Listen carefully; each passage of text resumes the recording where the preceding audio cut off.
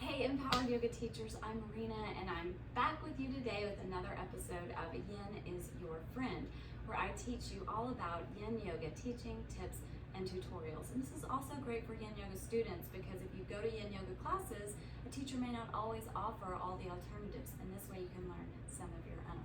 So let's get right into this today. We're going to do Sphinx pose.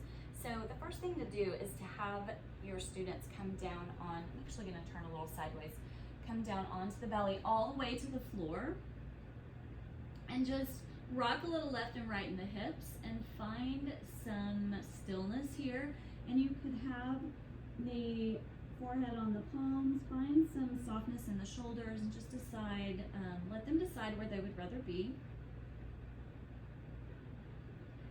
So for some people, this is already a back bend, so I like to give them the time on the abdomen on front facing so that they can feel into that.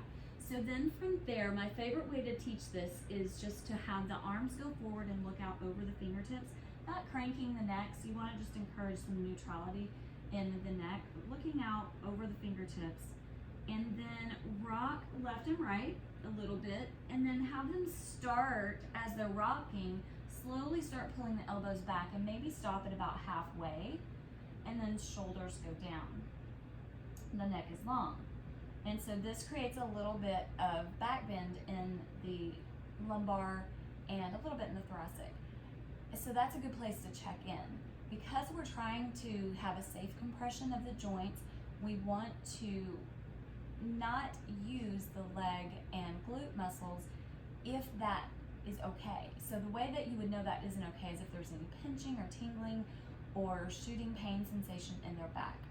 If that happens, then have them just not use the glutes, but have them squeeze the top of the thighs, just the quadriceps, so that the knees lift a little. And it's hard to see here because I'm on a fluffy rug, and then from there we just come further back. So elbows under shoulders, but not behind, because once we get here, we're requiring a lot of upper body strength to do this.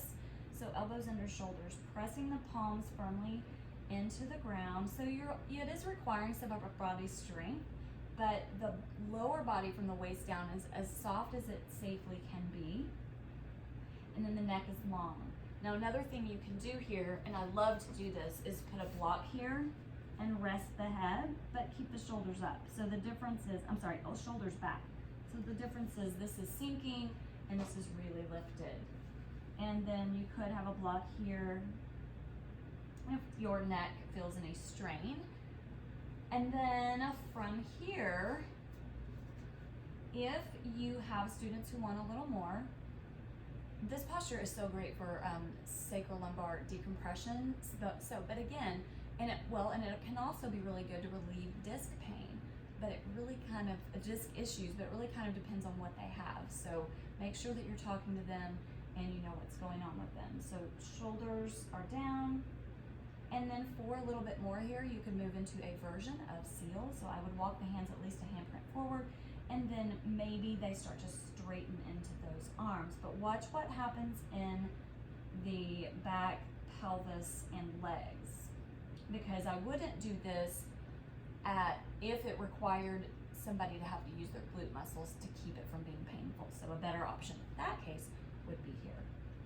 Another one of my favorite things to do here, and I'll just face the camera so you can see, is to sink in the shoulders and then rock side to side. So breathing into center, exhaling, going to the side. Now this isn't technically Yin Yoga because we're not holding it here, but it is a really good transition when you're doing Sphinx and or seal. Another thing some of my students like to do if they need a deeper version is to place I don't really have a bolster here, but I'll just use a pillow. So I have a block going under this, and then I'll come here, and this lifts my chest up a little bit more. So if I needed more, I felt like I wanted more sensation in the low back, then I could do this. But again, I'm not using my leg muscles or my glute muscles. And then when I start students out with this, we usually hold it, whatever version they're doing, for 2 to 3 minutes. 2 is usually a good place to start. And then coming out of this is really important as well. So let me get back here. So what I do is have them breathe in, and as they breathe out, slowly start to rock back and forth, walk the hands forward, and come all the way back down. And rest there for a few rounds of breath. This is really important because in a lot of classes these days I see that we're not giving that time to rebound. So there needs to be time between the posture and the counter pose if you're doing one. We don't always do a counter pose in yin yoga after every single posture. But a counter pose here could be knees bent and just gently sway the feet side to side. And the head is down. And the feet go back down. And then usually as I transition them, I just have them press up to tabletop, encouraging them to use as little muscular effort as possible.